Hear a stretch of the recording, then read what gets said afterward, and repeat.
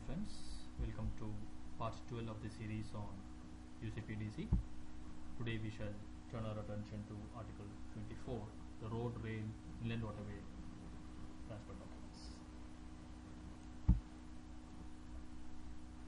Road, rail or inland waterway, a document evidencing shipment by road, rail or inland waterway can be however named.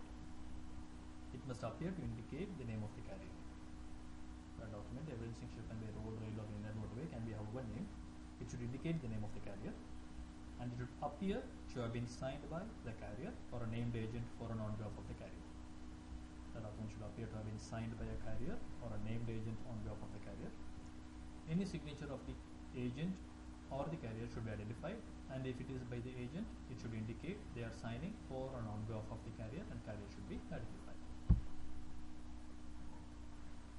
The road, rail or inland waterway document, transport document, should indicate receipt of goods. It should indicate receipt of goods by the agent or the carrier at a place stated in the credit by signature, stamp or notation. The road, rail or inland waterway document should indicate receipt of goods by the agent or carrier by signature or stamp at a place stated in the credit. It should indicate the date of shipment and the date of goods, the date the goods have been received for shipment, the date of dispatch, or a dated reception stamp will be considered as a date of shipment. The transport document should indicate date of shipment. The date of the goods have been received for shipment or the date of dispatch will be considered as the date of shipment. The reception date, dispatch date, or received for shipment date. When do we have this received for shipment? There are two things that happens. One is the carrier comes to your premises and picks it up. Another is you go and deposit the goods at the carrier's premises.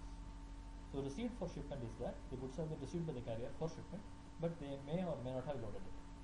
Date of dispatch is the date on which they have released the goods, and the date of reception is the date on which they received the goods. Any of this date will be considered as the date of shipment.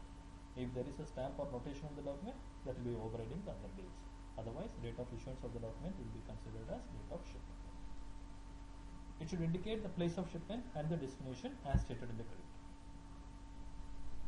In case of a road document, it should appear to be original for the consignor or shipper. Just like an air transport document, the road transport document should appear to be original for the consignor or shipper. Or it can have no marking as to whom this particular copy belongs to. In case of rail document, it need not identify the carrier, and it can be marked as duplicate, and it can be a carbon copy. In case of rail document, it need not identify the carrier, it can be marked duplicate, and it can even be a carbon copy. What happens in rail is that they will put a railway station stamp, and that railway station stamp will be considered as signature plus receipt of goods plus something. In case of rail or inland waterway, it need not be indicate that it is original, and whether it is indicated as original or not, it will be accepted. And the document submitted will be considered as the full set of originals. If they submit two documents, it will be considered as two originals. If they submit one document, it will be considered as issued as one original, and whatever submitted will be considered as a full set. It will be deemed to constitute a full set. Transshipment. The definition of transshipment for the purpose of this particular article, it is unloading and reloading from and to means of transport within the same mode. In our multimodal transport document, we have seen from one means of transport to another means on the same or another mode.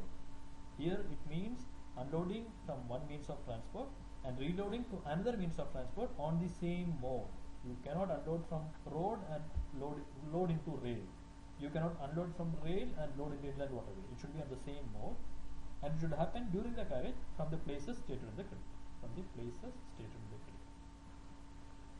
As usual, it may indicate that goods will or may be transshipped as long as the entire carriage is covered by the single transport document.